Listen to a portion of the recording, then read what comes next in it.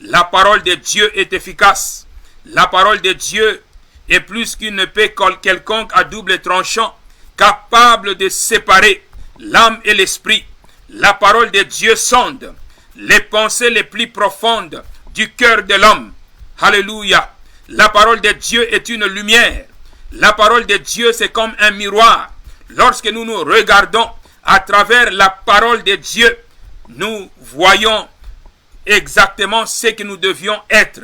La parole de Dieu nous amène dans la profondeur de la connaissance de Dieu, car la parole de Dieu reflète la gloire de Dieu. Lorsque nous plongeons nos regards dans la parole, nous sommes transformés par la parole, de gloire en gloire.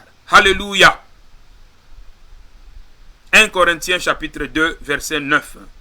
Mais comme il est écrit, ce sont des choses que l'œil n'a point vues, que l'oreille n'a point entendues, et qui ne sont pas montées au cœur de l'homme.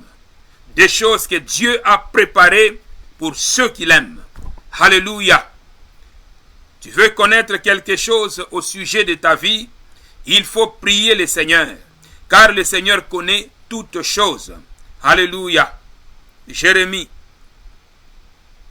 chapitre 29, verset 11. La Bible déclare, « Je connais les pensées que j'ai formées pour vous, déclare le Seigneur de gloire. Ce ne sont pas des pensées pour vous nuire, mais ce sont des pensées pour vous faire du bien, pour vous donner un avenir meilleur et de l'espérance, de l'espoir. » La foi nous donne l'espérance de choses à venir, car Dieu est juste, il est fidèle. Dieu n'a pas envoyé le Seigneur Jésus-Christ de Nazareth pour que nous puissions demeurer dans la servitude. Le Seigneur Jésus-Christ de Nazareth est apparu sur la terre afin de détruire les œuvres du diable. La Bible déclare que si le Fils t'affranchit, tu seras réellement libre.